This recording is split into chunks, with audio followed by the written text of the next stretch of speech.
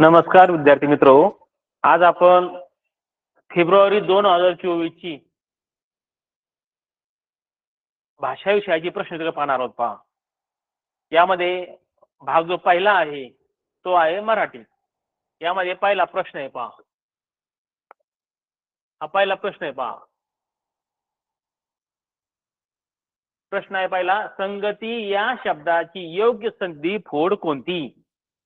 यामध्ये पर्याय दिला. पहा, पहिला आहे सम अधिक गती, दुसरा पर्याय पहा संघ अधिक ती, आणि तिसरा पर्याय आहे सग अधिक गती, आणि चौथा पर्याय आहे सण अधिक गती. आता यावर काही सेकंद तुम्ही विचार करा, मी पर्यायचं तुम्हाला उत्तर सांगतो. पहा, प्रश्न परत नीट ऐका. संगती या शब्दाची योग्य संधी फोड कोणती? यामध्ये हा एक नंबरचा पर्याय. पहा, कारण म नंतर ग येतोय. पहा, आणि याचं रूपांतर नंतर आपण जे अनुस्वार आहे अंग अशा प्रकारे होतो. म्हणून हा जो शब्द आहे संगती, त्याचं योग्य अशी जी फोड आहे ती फोड आहे सम गती. तेव्हा हा एक नंबरचा पर्याय बरोबर आहे. त्यानंतर पुढील पर्याय पहा, 2 नंबरचा, घरटे विणणाऱ्या शिंपी पक्षाची चोच एखाद्या सुईसारखी पातळ आणि टोकदार असते. या वाक्यात आलेले धातू साधित विशेषण कोणते? आता ही आपल्या समोर जी मांडली आहे ही प्रश्नपत्रिका आहे. पहा आपली 2024 सालची. त्याच्यावर विचार करा. या ठिकाणी पहिला पर्याय पहा टोकदार, दुसरा पर्याय आहे पातळ, तिसरा पर्याय आहे सुईसारखी, आणि चौथा पर्याय आहे विणणाऱ्या. या चार पैकी एक अचूक पर्याय. पहा पहा बरं.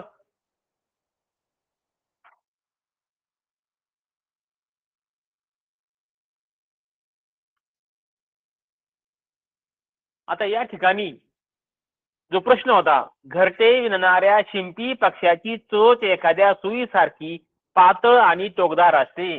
या वाक्यात आलेले धातुसाधित विशेषण जे आहे ते विणणाऱ्या, हा पर्याय बरोबर आहे. पहा, कारण या ठिकाणी नामाबद्दल अधिक माहिती आलेली. पहा, नामाबद्दल अधिक माहिती आलेली आहे.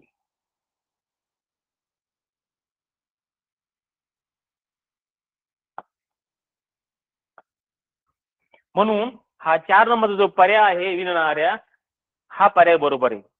आपण पहिला प्रश्न पाहिला. पहा की संधी फोड. आता एक थोडासा सराव म्हणा किंवा आवृत्ती म्हणा, यापैकी संधी म्हणजे काय आपण पाहू. पहा 2 मिनिटं. तर या ठिकाणी संधी म्हणजे एका मागोमाग येणाऱ्या शब्दातील वर्ण एकमेकात मिसळून त्याचा दुसराच एक नवीन शब्द तयार होतो. पहा, त्यामध्ये काय होतंय, 2 वर्ण एकमेकामध्ये मिसळतात. त्यासाठी काही संधीचे प्रकार आहेत. पहा, आपण ते संधीचे प्रकार काय करू पाहू. पहा, पहिला प्रकार आहे पहा पररूप संधी.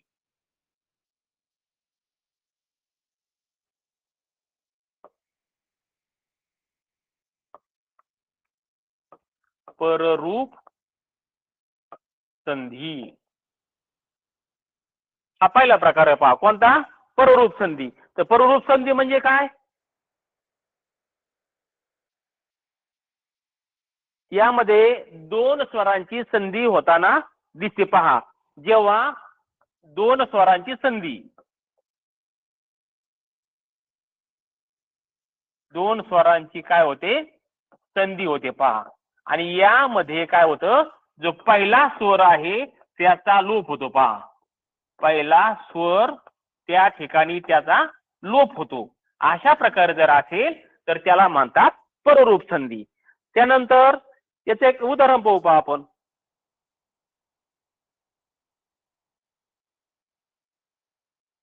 उदाहरण पहा,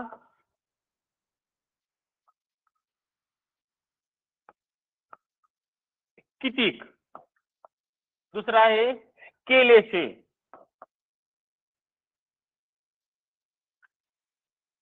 तिसरा आहे एक एक, आणि चौथा आहे नदीत.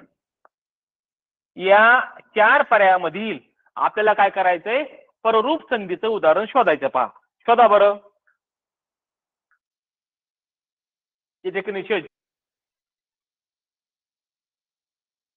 नदीत या 4 पैकी काय करायचं आपल्याला एक पर्याय निवडायचा आहे, तो पण पररूप संधीचा.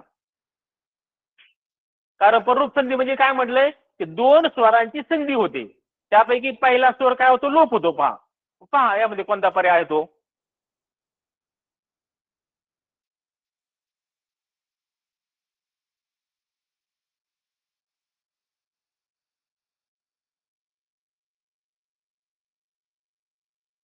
नंबरचा जो पर्याय आहे हा पररूप संधीचं उदाहरण आहे. पहा 1 + 1 या ठिकाणी अ प्लस ये हे होतं. पहा तर त्या ठिकाणी हा जो अ आहे हा पहिला स्वर लोप होतो आणि हा दुसरा स्वर होतो. पहा म्हणून हा 3 नंबर जो पर्याय आहे तो त्या ठिकाणी बसतो. आणखी जर पुढचं उदाहरण जर पाहायचं ठरलं तर स्वर संधी.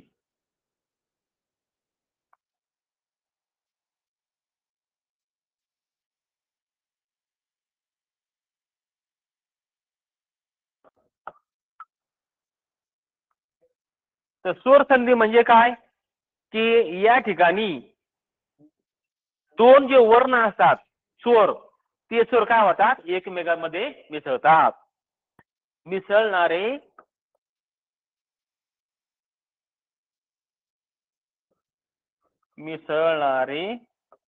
वर्ण 2 स्वर असतात. पहा म्हणून त्याला काय म्हणायचंय स्वर संधी असं आपण काय करतो म्हणतो. त्यानंतर पुढचा आहे पहा व्यंजन संधी. तिसरा आहे पहा व्यंजन संधी. मुद्दाम आपण काय करायलो हे ज्या संधी आहेत संधीबद्दल आवृत्ती म्हणून किंवा अधिकची माहिती म्हणून किंवा पाठीमाग आपण जर विसरलो असेल तर त्याची आठवण म्हणून आपण संधीचे प्रकार थोडेसे पाहू राहिलो. तर व्यंजन संधी म्हणजे काय मिसळणारा पहिला वर्ण व्यंजन असतो.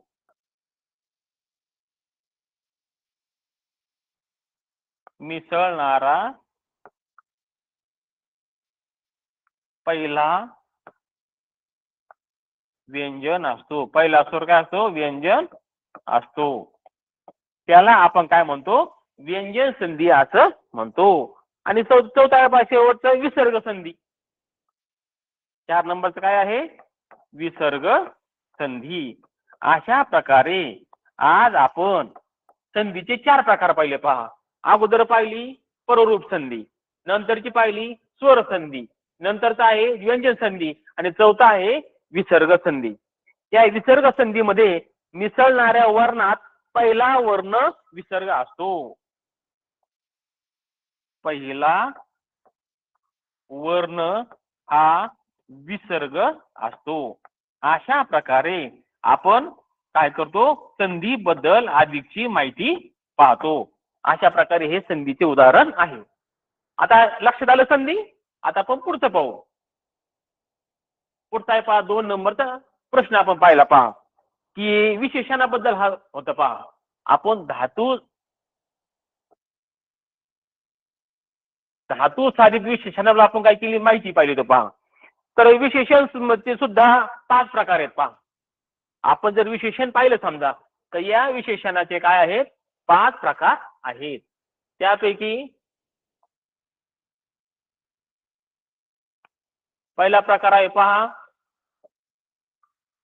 गुण विशेषण.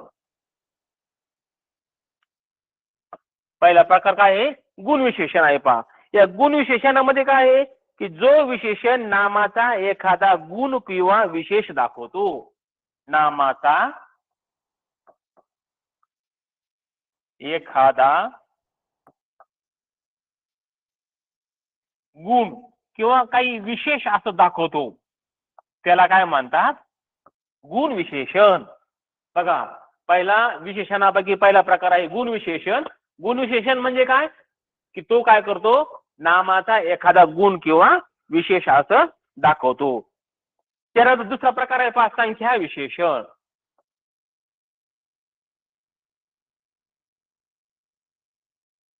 संख्या विशेषण. त्या संख्या विशेषणामध्ये संख्याबद्दल किंवा ज्या शब्दाने नामाची विशिष्ट प्रकारे गणना केली जाते. नामाची काय केली जाते गणना किंवा मापाचं पहा, इतके लिटर, इतके किलोमीटर, इतकं मीटर किंवा दुप्पट तिप्पट असे जे शब्द असतात ना, तर ते काय होतात त्या संख्या विशेषण मध्ये येतात. तर संख्या विशेषण म्हणजे काय की ज्या शब्दाने नामाची विशिष्ट प्रकारे गणना म्हणजे मोजमाप केलं जातं त्याला आपण संख्या विशेषण असं म्हणतो. पुढचा आहे पहा 3 नंबरचं सार्वनामिक विशेषण.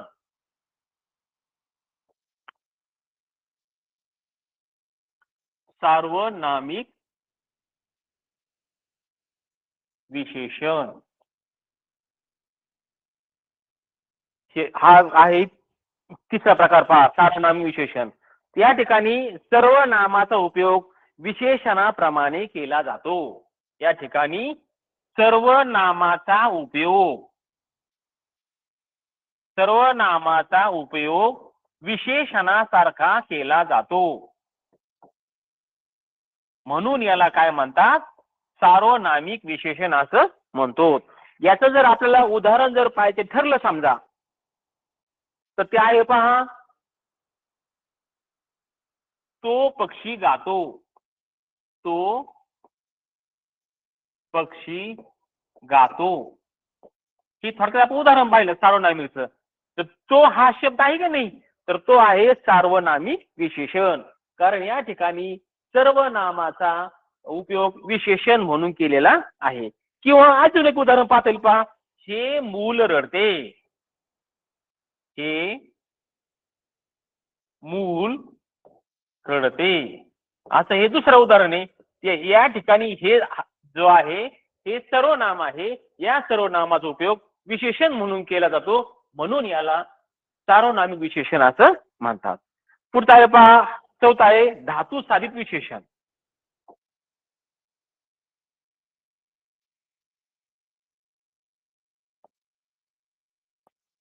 धातू साधित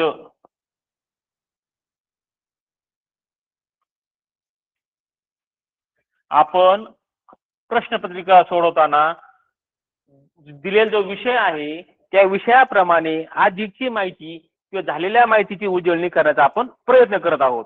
तर धातू साधित विशेष म्हणजे काय या ठिकाणी कृदंत रूपाचा वाक्यात विशेषणासारखा उपयोग होतो.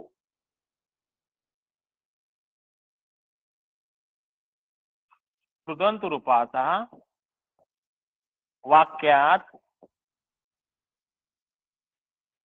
विशेषणासारखा उपयोग होतो.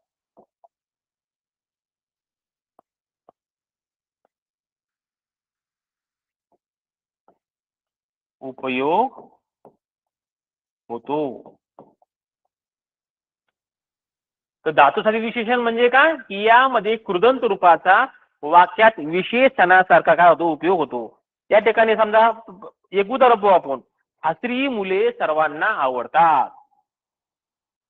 हसरी मुले सर्वांना आवडतात हे उदाहरण आहे पहा. या ठिकाणी हसरी हा जो शब्द आहे याचा या ठिकाणी काय केलेला आहे विशेषणासारखा वापर केलेला आहे. किंवा आणखीन एक उदाहरण पाहू पहा बोलका चेहरा आहे. बोलका चेहरा आहे. अशा प्रकारे ही धातू साधित विशेषणाची आपल्या उदाहरणे पाहता येईल पहा. आणि आणखी एक उदाहरण पाहता येईल पहा आपल्याला पुढचा प्रकार आहे पहा अधिविशेषण किंवा विधी विशेषण. पाचवा प्रकार आहे पहा अधिविशेषण किंवा विधी विशेषण असं त्याला म्हणतात पहा. अधिविशेषण किंवा विधी विशेषण असं म्हणतात. तर अधिविशेषण म्हणजे काय जे विशेषण विशेष त्याच्या आधी येते. विशेषण विशेषाच्या आधी येते.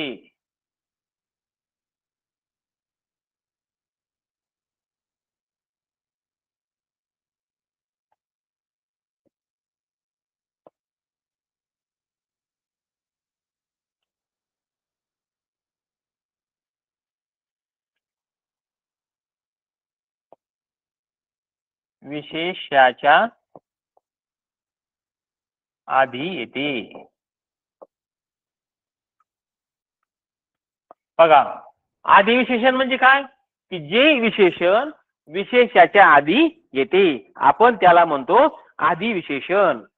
त्याचं जर आपलं जर उदाहरण जर पाहायचं ठरलं, की शहाणी मुले शिस्तीने वागतात. जर उदाहरण पाहिलं आपण की शहाणी मुले शिस्तीने वागतात, हे जे उदाहरण दिलं मी आपल्या समोर ते हे आहे आदी विशेषणाचं. आदी विशेषण म्हणजे काय, विशेषण हे विशेषाच्या आधी येते म्हणून याला आदी विशेषण म्हणतात. काय म्हणलं की शहाणी मुले शिस्तीने वागतात, तर या ठिकाणी हे जे आहे विशेषण हे विशेषाच्या आधी आलेलं आहे. आणि पुढचा आहे पहा विधी विशेषण. तर विधी विशेषण म्हणजे काय, विशेषण विशेषाच्या नंतर येते. विशेषण विशेषाच्या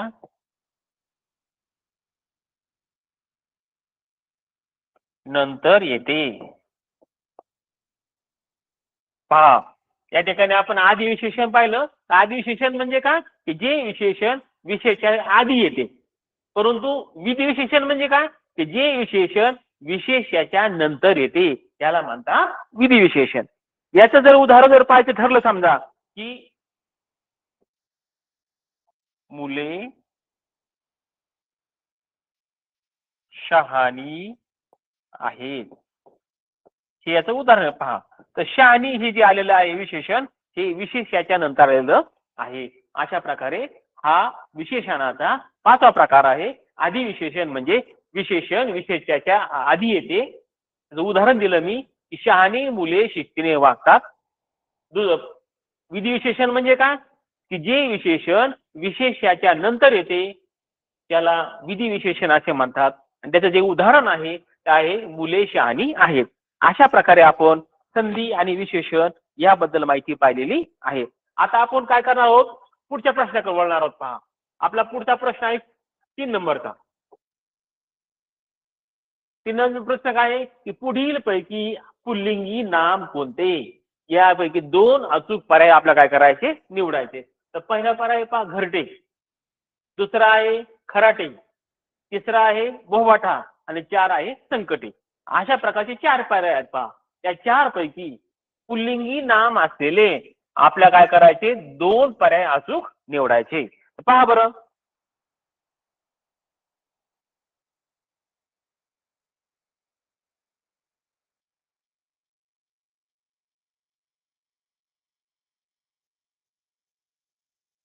आता जे घरटे आहे आपण काय म्हणतो घरटेला, ते घरटे. खराटे जर म्हणलं म्हणजे सर्व नामाद्वारे जर आपण पाहिलं, समजा सर्व नामाद्वारे, त्यानंतर तो बोबाटा आणि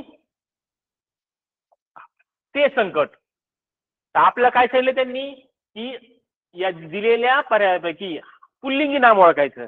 या ठिकाणी 2 पर्याय सांगितले त्यांनी. त्या ठिकाणी हा 2 नंबरचा एक पर्याय आहे आणि हा पुल्लिंगी नामाचे अचूक पर्याय सापडलेले आहेत. यानंतर पुढचा प्रश्न पहा,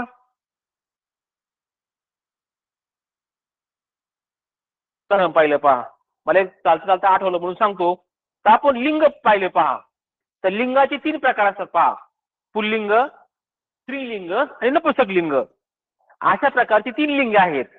परंतु लिंग म्हणजे काय, की लिंग म्हणजे तो, ती, ते ही सर्व नामे आहेत. पहा, आणि या सर्व नामांची शब्दांची वेगवेगळी जात असते किंवा लक्षणं असतात. हे जे लक्षणं दाखवतात हे लक्षणं म्हणजेच लिंग असतं. पहा, अशा प्रकारे आता या ठिकाणी विसंगत असतात. एक उदाहरण घे थोडक्यात. या ठिकाणी विसंगत प्रकार ओळखायचा आहे.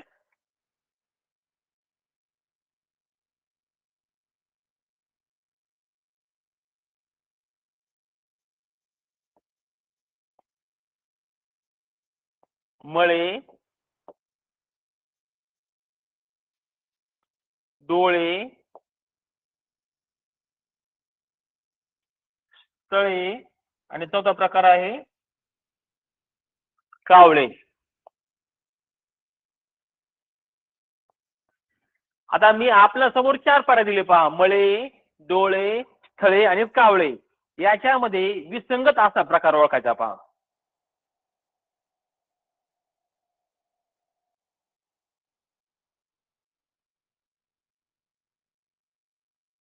आपण पाहिलं की लिंग काय करतं की सर्व नामावरून आपण लिंगाच्या प्रकार जे लक्षण आहेत ते पाहतो पहा.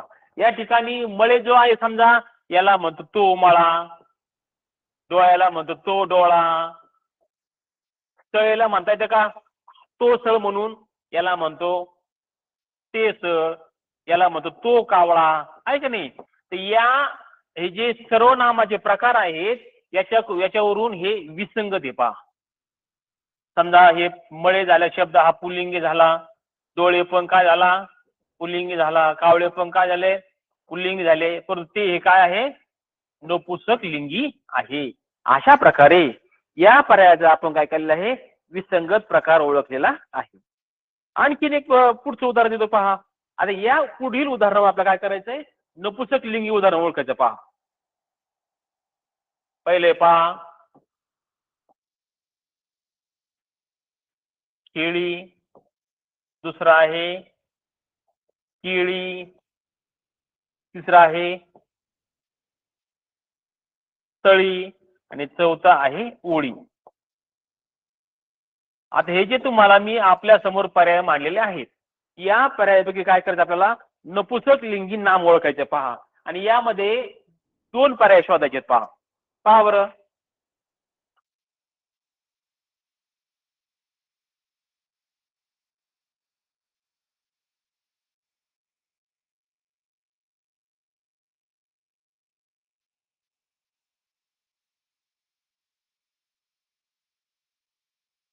या ठिकाणी केळी आणि तळी ही काय आहेत 2 नपुंसक लिंगी प्रकार आहेत पहा.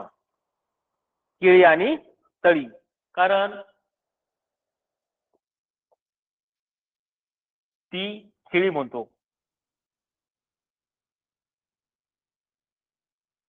ते केळ, ते तळ, ती ओळ, आहे की नाही, किंवा तो खेळ असं म्हणतो. परंतु या दिलेल्या पर्यायामधून आपल्याला काय करत होतं नपुंसक लिंगी काय करत होतं 2 पर्याय निवडायचे होते. यामध्ये हे 2 पर्याय आहेत. अशा प्रकारे आपण काय केलं लिंगाबद्दल थोडक्यात माहिती केलेली आहे. आता आपण वळूया प्रश्न 4. प्रश्न 4 काय आहे.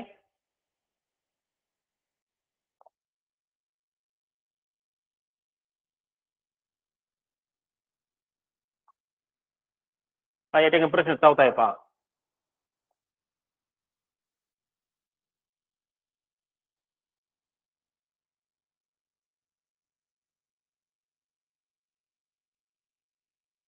या ठिकाणी प्रश्न आहे मी गाडी चालवली या वाक्यातील मी या शब्दाची विभक्ती ओळखा.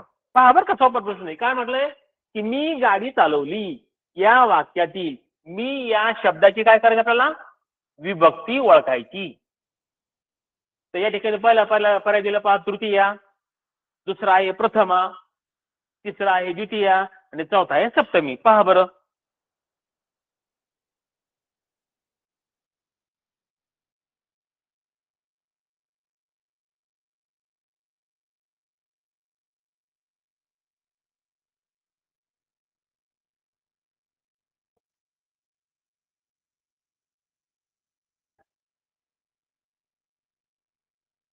तर या ठिकाणी 1 नंबरचा पर्याय बरोबर आहे पहा.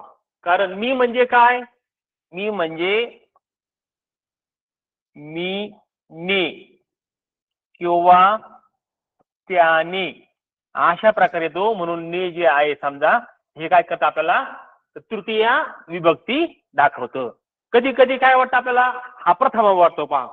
ही जी विभक्ती प्रकार आहे की नाही हा प्रथमा वाटतो. परंतु या ठिकाणी संयुक्तिक असं हा 1 नंबरचा पर्याय पहा तृतीया. तर या आपण जर विभक्ती पाहायचे ठरलं समजा, मी तुम्हाला आपल्याला अजून एक उदाहरण देतो पहा. मी अभ्यास केला. या ठिकाणी आणखी आपण उदाहरण पाहू.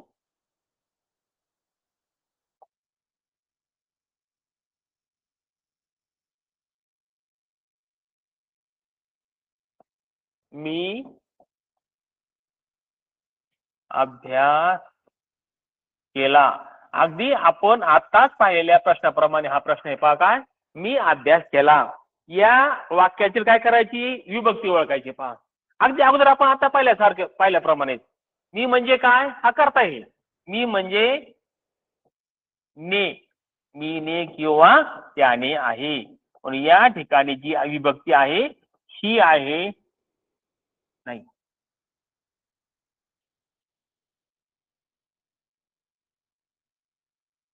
ही आहे पहा तृतीय विभक्ती आहे. आपण आणखीन एक उदाहरण पाहू शकतो की मावशीने 2 तोळे सोने खरेदी केले. दुसरं उदाहरण काय आहे? मावशीने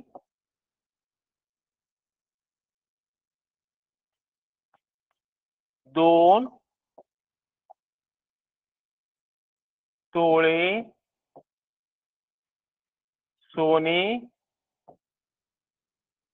खरेदी केले. अशा प्रकारचं उदाहरण मी आपल्या समोर मांडलेलं आहे. आणि त्या ठिकाणी जी अधोरेखित शब्द आहे पहा तोळे. काय उदाहरण? की मावशीने 2 तोळे सोने खरेदी केले. यामध्ये तोळे या शब्दाची काय करायची? आपल्याला विभक्ती ओळखायची पहा.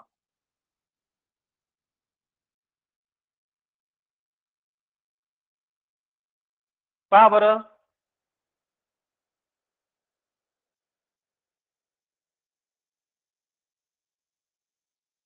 तर या ठिकाणी या तोळे या शब्दाची विभक्ती आहे पहा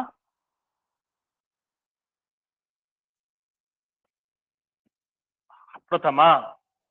तर या ठिकाणी तोळे या शब्दाची विभक्ती काय आहे? प्रथमा. तर तोळे हे जे आहे हे प्रथमेचे अनेक वचनी रूप. प्रथमेचे हे अनेक वचनी रूप आहे पहा.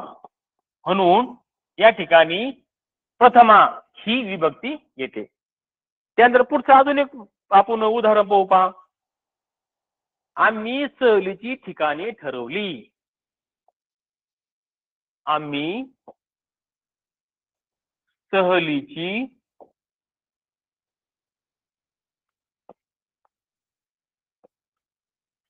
ठिकाणे ठरवली.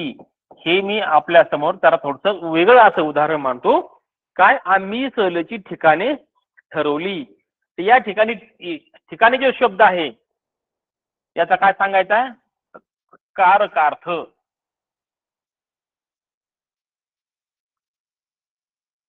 आम्ही सहलीची ठिकाणी ठरवली. तर ठिकाणी या शब्दात काय करा आपल्याला? कारकार्थ ओळखायचा आहे. पहा बरं. करा बरं विचार.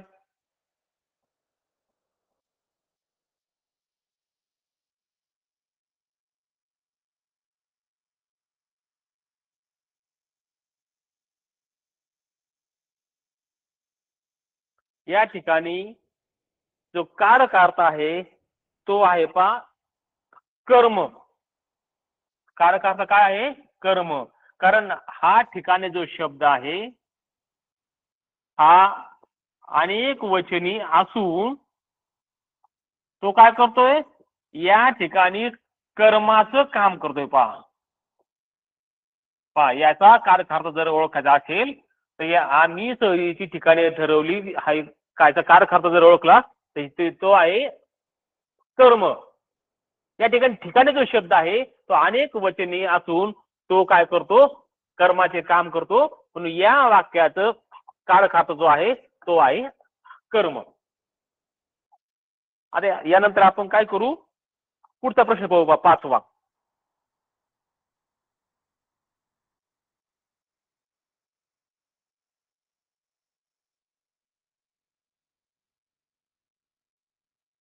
पाचवा प्रश्न आहे पहा या ठिकाणी की रेयांशने गायनाचे धडे गिरवले. या वाक्याचा प्रयोग ओळखा. पहा बरं का. आता काय म्हणलं? रेयांशने गायनाचे धडे गिरवले या वाक्याचा प्रयोग ओळखा. तर पर्याय दिला पाहिजे ठिकाणी पहिला सकर्मक भावी प्रयोग, दुसरा आहे अकर्मक भावी, तिसरा आहे सकर्मक कर्तरी, चौथा आहे कर्मणी. या चार पैकी एक पर्याय आपला काय करायचा, निवडायचा. काही सेकंद विचार करा.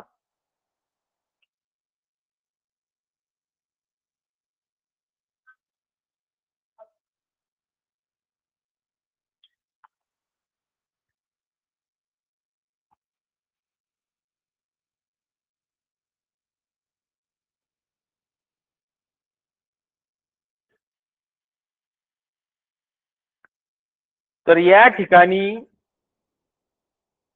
जो पर्याय आहे पहा तो आहे कर्मणी प्रयोग. कारण काय, रेयांशने गायनाचे धडे गिरवले म्हणजे हा झाला निष्क्रिय आवाज. निष्क्रिय आवाज या ठिकाणी काय झाला, निष्क्रिय आवाज झाला, म्हणून त्याला काय म्हणायचं, कर्मणी प्रयोग. आणि कर्मणी प्रयोग म्हणजे काय, लिंग वचनाप्रमाणे क्रियापद बदलते. लिंग वचनाप्रमाणे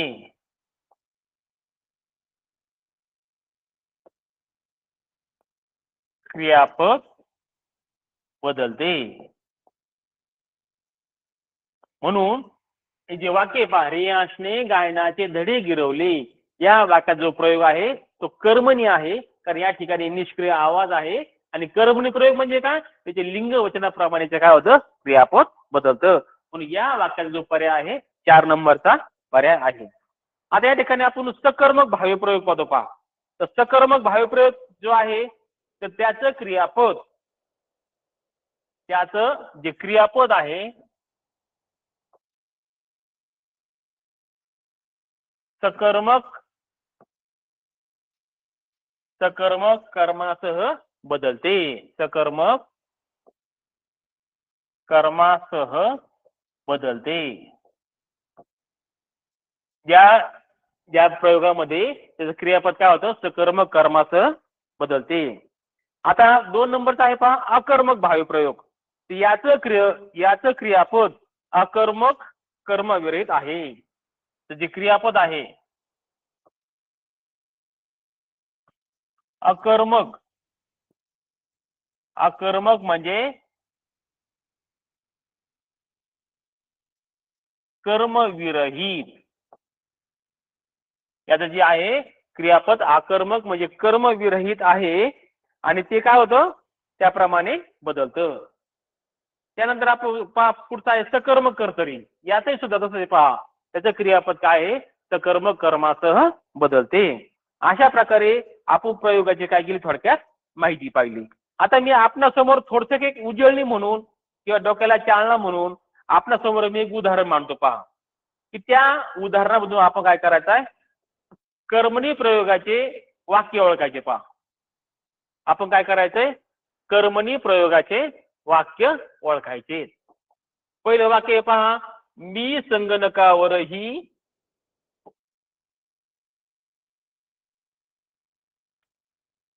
संगणकावरही मी संगणकावरही ई पुस्तके वाचतो. हे झालं पहिलं वाक्य. यानंतर 2 नंबरचे वाक्य पहा, गायने आपल्या पार्थासाठी हंबरडा फोडला. गायीने आपल्या वासरासाठी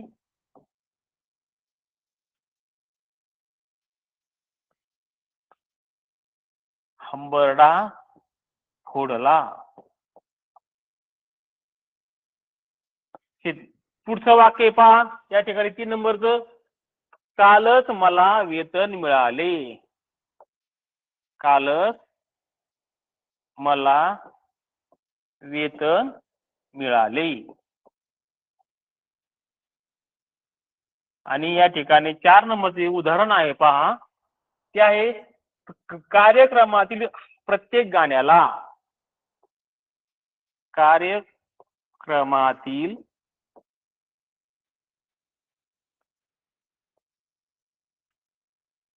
प्रत्येक गाण्याला त्यांनी कस लावला.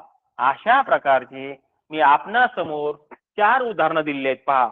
या 4ही उदाहरणापैकी आपण काय करायचंय की कर्मणी प्रयोगाचे वाक्य ओळखायचे पहा.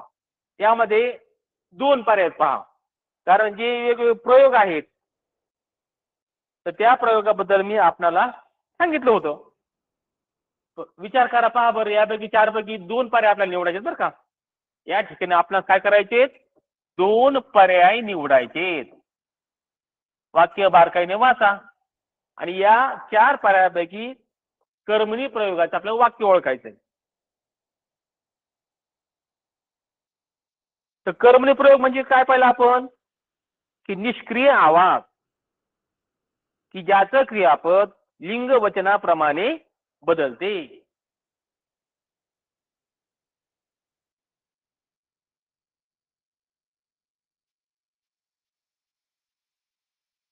तर या ठिकाणी 2 नंबरचा पर्याय आहे आणि 4 नंबरचा पर्याय आहे पहा. ते काय म्हणलंय की गायीने आपल्या वासरासाठी हंबरडा फोडला आणि 4 नंबरचा पर्याय होता की कार्यक्रमातील प्रत्येक गाण्याला त्यांनी कस लावला. अशा प्रकारे हे कर्मणी प्रयोगाचे उदाहरण आहे. आता आपण वळूया पुढच्या 6व्या प्रश्नाकडे. 6वा प्रश्न आहे पहा. जोराच्या वादळामुळे समुद्र लाटांनी रौद्ररूप धारण केले होते. या वाक्याचा वाक्य प्रकार ओळखा. आता आपलं काय करायचंय, वाक्याचा प्रकार ओळखायचा पहा.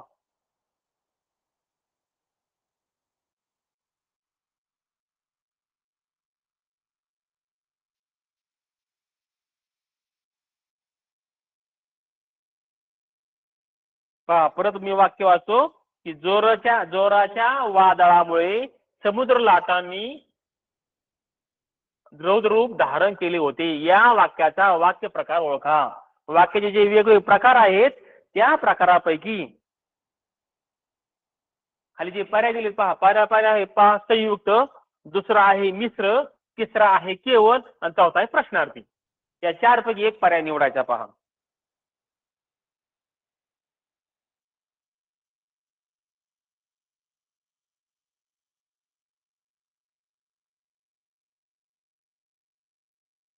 आता या ठिकाणी पर्याय आहे पहा. उत्तर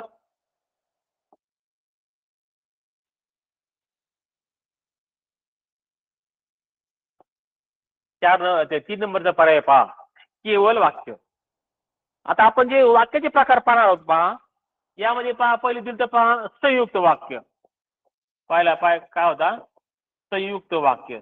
तर संयुक्त वाक्य म्हणजे काय आपण पाहू. ते म्हणजे केवळ वाक्य का हे आपल्या काय होईल लक्षात येईल पहा. संयुक्त वाक्य म्हणजे काय, 2 केवळ वाक्ये 2 केवळ वाक्ये उभयान्वयी अव्ययाने जोडलेली असतात. हा बर का.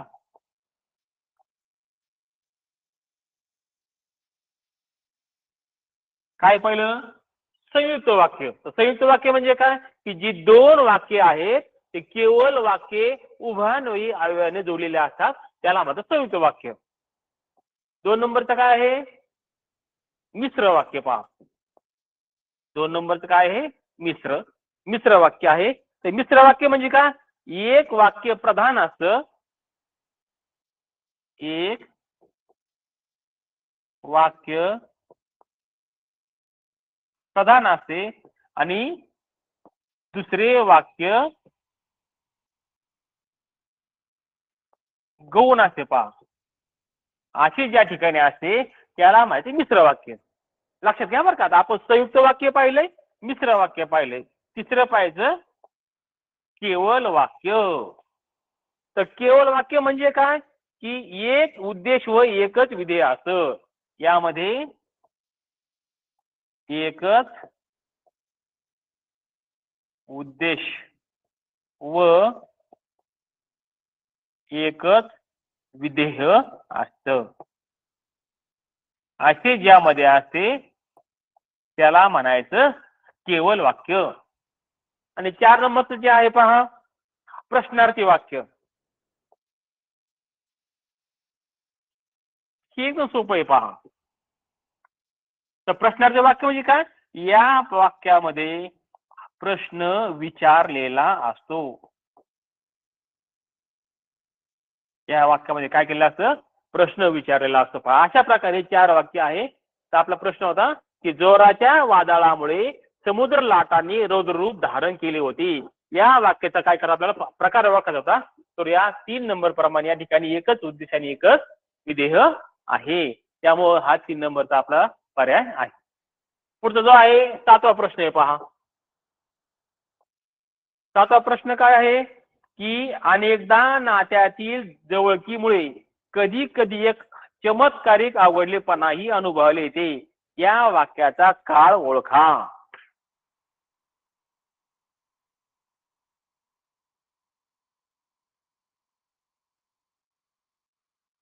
काय प्रश्न परत आपण बघू की अनेकदा नात्यातील जवळकीमुळे कधी कधी एक चमत्कारिक आवडलेपणाही अनुभवायला येते. या वाक्याचा काळ ओळखा. पहा बरं करा बरं विचार.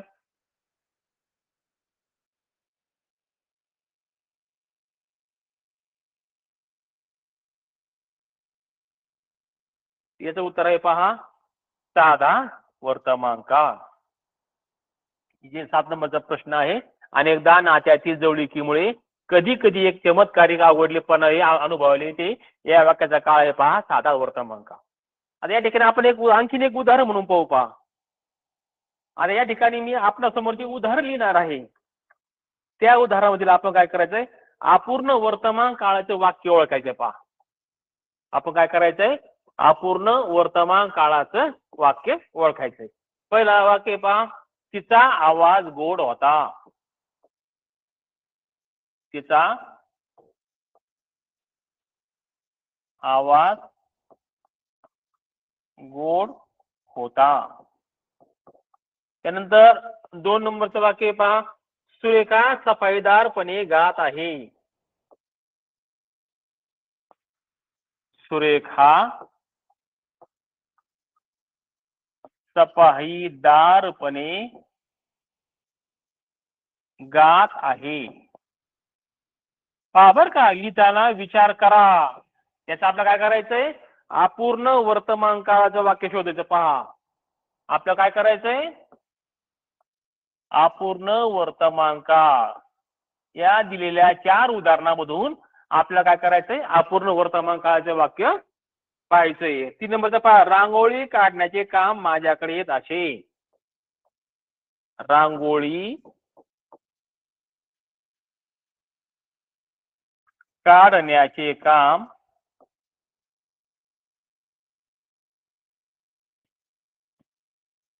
माझ्याकडे येत असे. आणि शेवटचं 4 नंबर जे वाक्य आहे ते प्राजक्ता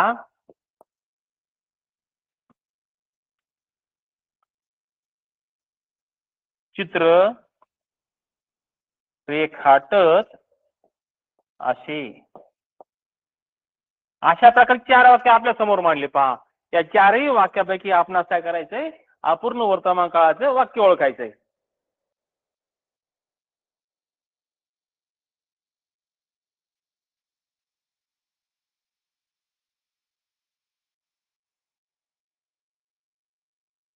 पहा मी वाक्य परत असतो तिचा आवाज गोड होता.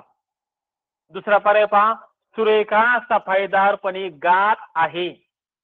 तिसरे रांगोळी काढण्याचे काम माझ्याकडे येत असे. आणि चौथा आहे प्राजक्ता चित्र रेखाटत असे.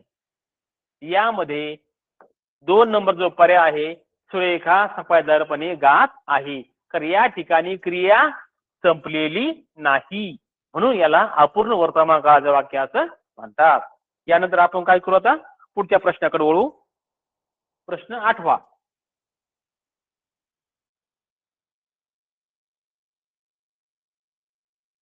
पुढील पैकी द्वंद्व समासाचे कोणते वैशिष्ट्य नाही? काय प्रश्न पहा नीट. पुढील पैकी द्वंद्व समासाचे कोणते वैशिष्ट्य नाही? तर पहिले दिले पहा, सामासिक शब्दाचा विग्रह आणि व अथवा किंवा या उभयान्वयी अव्ययाने करतात. पुढचा पर्याय, दोन्ही पदांच्या अर्थाशिवाय त्याच जातीच्या इतर पदार्थांचाही समावेश विग्रहात केला जातो. तिसरा पर्याय पहा, हे सामासिक शब्द बहुधा अव्यय असतात. चौथा आहे, दोन्ही पदे महत्वाची असतात. अशा प्रकारे हे जे 4 पर्याय आहेत त्या 4 पर्यायापैकी द्वंद्व समासाचं कोणतं वैशिष्ट्य नाही? करा बरं विचार थोडासा.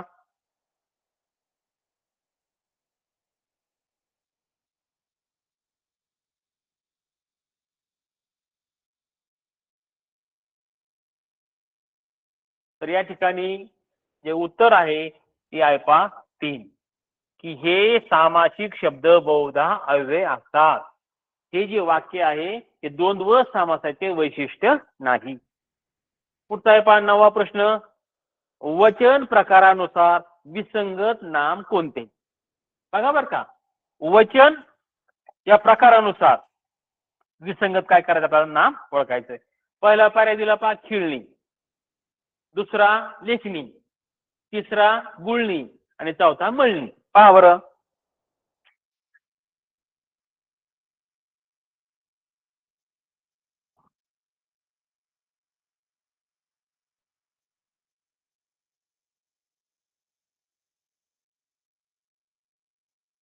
आता वचन प्रकार जर म्हटलं तर खिळणी आहे आणि एक वचनी. पहा बर का, आपल्याला काय करायचंय, विसंगत नाम ओळखायचंय. खिळणी आहे आणि एक वचनी, लेखणी आहे एक वचनी, त्यानंतर गुळणी सुद्धा आहे एक वचनी आणि मळणी सुद्धा काय आहे, एक वचनी आहे. यावरून पहा बरं कोणता पर्याय विसंगत आहे. या ठिकाणी हा 1 नंबरचा जो पर्याय आहे तो अनेक वचनी आहे, बाकीचे तिन्ही पर्याय हे एक वचनी आहेत. म्हणून वचन प्रकारानुसार जो विसंगत जो पर्याय आहे हा 1 नंबरचा पर्याय पहा. आता आपण वळूया 10व्या प्रश्नाकडे. 10व्या प्रश्नामध्ये याच्यावर आपल्याला काय करायचंय, या ओळीवरून आपल्याला वृत्त ओळखायचंय. पहा, श्रवण करीत होता एक माणूस सर्व, हसून हळूच बोले काय हा व्यर्थ गर्व, खचित मध्ये दिसे हा थोर आहे गुलाब, विनय धरुणी लावी उत्तराते विलंब. या ओळी कोणत्या वृत्ताच्या आहेत? पहिला पर्याय दिला पहा भुजंग प्रयात, दुसरा आहे वसंत तिलका, तिसरा आहे मालिनी आणि चौथा आहे इंद्रवज्रा.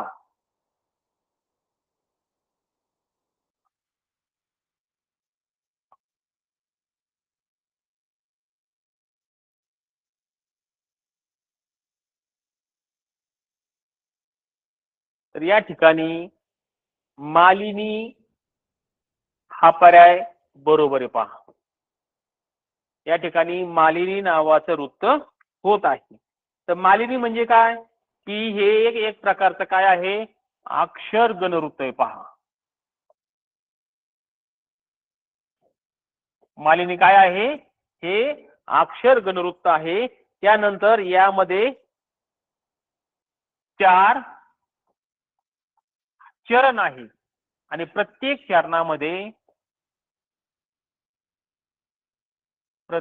चरणात 15 अक्षरे आहे. पहा, या ठिकाणी अक्षर गणवृत्त आहे. चरण पहा 1 2 3 4 आणि प्रत्येक चरण किती अक्षर पहा 15. 3 आणि 3 6, 2 8, 2 10, 13 14 आणि 15. 3 आणि 3 6 आणि 2 8 2 10 11 12 13 14 15. अशा प्रकारे प्रत्येक चरणामध्ये किती अक्षर आहेत? 15 अक्षर आहेत. जी मालिनी हे जे वृत्त आहे त्याचं वैशिष्ट्य असं आहे पहा, ते अक्षर गणवृत्त आहे. त्याच्यामध्ये 4 चरण असतात आणि प्रत्येक चरणात 15 अक्षरे असतात. अशा प्रकारे आपण भुजंगप्रायाचं देखील पाहू पहा.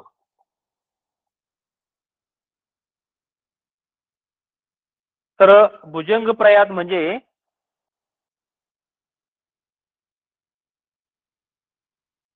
हे सुद्धा एक प्रकारचं काय आहे? अक्षर वृत्त आहे पहा. भुजंग जे प्रयात आहे हे एक प्रकारचं काय आहे? अक्षर वृत्त आहे. त्या भुजंग प्रयात वृत्तामध्ये प्रत्येक कडव्यात 4 चरण असतात. 4 चरण असतात आणि प्रत्येक चरणात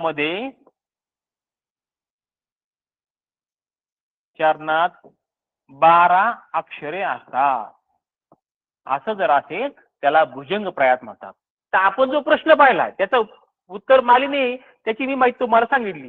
परंतु आधीची माहिती भुजंग प्रयात जर आपण पाहिलं वृत्त तर त्यामध्ये ते भुजंग प्रयात वृत्त जे आहे ते अक्षर वृत्त आहे. त्याच्यामध्ये 4 चरण आहेत आणि प्रत्येक चरणामध्ये 12 अक्षर आहेत. अशाच प्रकारे आपल्याला वसंत तिलक सुद्धा पाहता येईल पहा. वसंत तालिका. वसंत तालिकेत सुद्धा काय आहे पहा, हे सुद्धा काय आहे? वसंत तालिका अक्षर गणवृत्त आहे.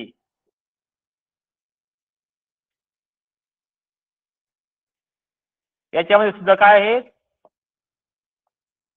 चरण सुद्धा 4 आहेत पहा. वसंत तिलका जे वृत्त आहे हे अक्षर गुणवृत्त आहे. याच्यामध्ये प्रत्येक कडव्यामध्ये 4 चरण असतात आणि प्रत्येक चरणात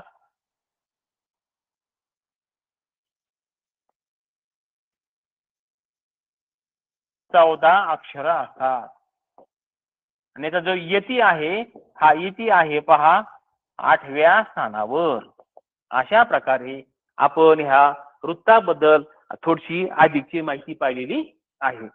आता यानंतर आपण वळूया पुढच्या प्रश्नाकडे. पुढचा प्रश्न आहे पहा 11वा, की प्रेमाचा रेणू हा विज्ञान कथा संग्रह कोणाचा आहे? पहा बरं. प्रेमाचा रेणू हा विज्ञान कथा संग्रह कोणाचा आहे? तर पहिला पर्याय पहा डॉक्टर खानखोजे. दुसरा पर्याय आहे पहा अशोक कोतवाल. तिसरा पर्याय आहे अशोक मानकर आणि चौथा पर्याय पहा डॉक्टर संजय ढोले. या 4 पैकी एक नाव आपल्याला काय करायचंय? अचूक शोधायचंय.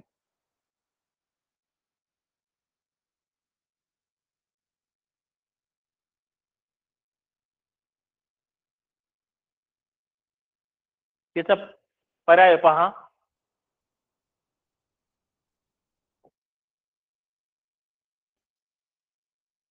हा 4 नंबरचा पर्याय पहा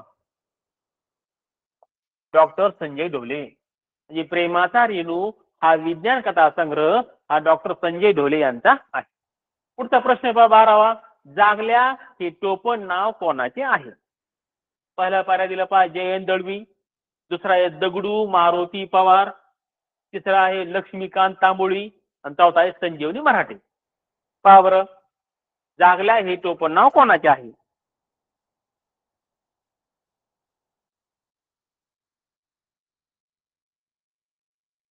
तर या ठिकाणी जागल्या हे टोपण नाव दगडू मारुती पवार यांचं आहे. काय आहे? जागल्या हे टोपण नाव कोणाचे आहे? तर जागल्या हे टोपण नाव दगडू मारुती पवार यांचं आहे. आता आपण वळूया पुढच्या प्रश्नाकडे. प्रश्न आहे पहा 13. काय 13 ते 15 साठी सूचना. खालील कविता काळजीपूर्वक वाचा व त्यावर आधारित त्या खाली विचारलेल्या प्रश्नांची योग्य उत्तरे पर्यायातून निवडा. कविता दिली पहा. संधी मिळेल तुलाही लगेच हिरमसू नकोस. आयुष्य खूप सुंदर आहे फक्त तू खचू नकोस. प्रेम तुझ्यावर करणारे कितीतरी लोक आहेत. तुझ्यासाठी जोडणारे खूप सारे हात आहेत. अरे अशात आपल्यासाठी तूही थोडं हसून बघ. आयुष्य खूप सुंदर आहे फक्त तू खचू नकोस. उठ आणि उघडून डोळे, पहा जरा जगाकडे. प्रत्येकाच्या आयुष्यात काहीतरी असतेच थोडे. नाही नाही म्हणून उगाच पुढं तू बसू नकोस. आयुष्य खूप सुंदर आहे, फक्त तू खचू नकोस. सामर्थ्य आहे हातात जर, स्वप्न डोळ्यात घेऊन चल. परिस्थितीशी भिडून छाती, दोन हात करत चल. विजय तुझाच असेल, तेव्हा मागे वळून बघू नकोस. आयुष्य खूप सुंदर आहे, फक्त तू खचू नकोस. अशा प्रकारे आपल्या आयुष्याबद्दल खूप छान अशी कविता आपल्या समोर मांडलेली पहा. तर यासाठी प्रश्न आहे पहा, 13वा प्रश्न. माणसाने कोणाशी सामना करावा असे कवितेत सांगितले आहे. पहा बरं.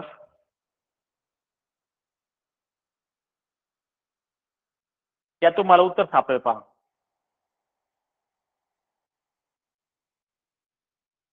प्रश्न आहे, माणसाने कोणाशी सामना करावा असे कवितेत सांगितले आहे. आणि याचा पर्याय होता पहा, संधी, आयुष्य, परिस्थिती आणि आप्त.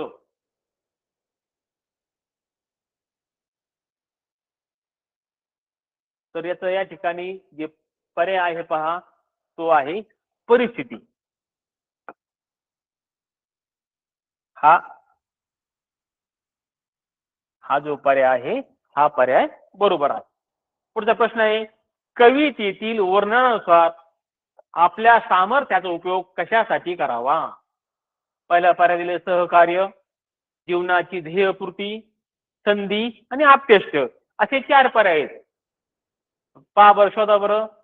कवितेतील वर्णनानुसार आपल्या सामर्थ्याचा उपयोग कशासाठी करायचा पहा. आपलं जे सामर्थ्य आहे, या सामर्थ्याचा उपयोग आपण कशासाठी केला पाहिजे.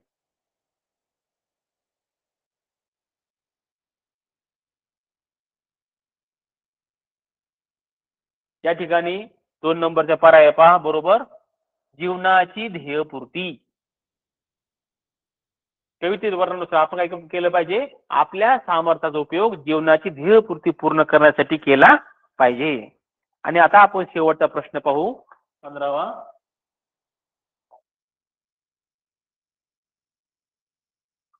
कवितेतील वर्णनानुसार विसंगत विधान कोणते.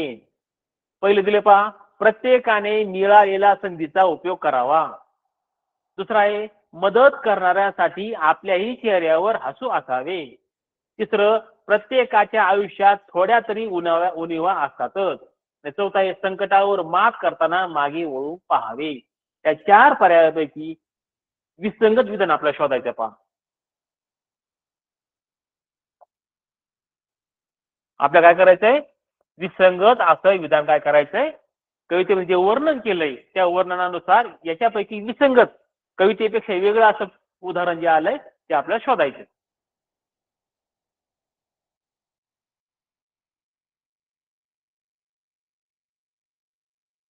कवितेमध्ये सांगितलं पहा, प्रत्येकाने मिळालेल्या संधीचा उपयोग करावा.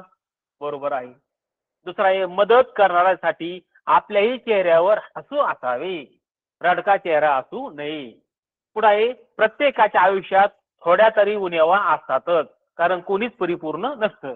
आणि चौथा आहे, संकटावर मात करताना मागे वळून पहावे. म्हणून हे जे वाक्य आहे, हे विसंगत वाक्य आहे पहा. मागे वळून पाहायचं नाही मात करताना, म्हणजे संकटावर मात करताना मागे वळून पाहावे, हे या कवितेतील दिलेल्या वर्णनानुसार काय आहे, विसंगत असं वाक्य आहे. अशा प्रकारे आपण फेब्रुवारी 2024 ची जी प्रश्नपत्रिका आहे, तो पेपर पहिला मधील जो भाग पाहिला आहे, त्यातील 1 ते 15चा आपण काय केलं आहे, स्पष्टीकरण पाहिलेलं आहे. धन्यवाद.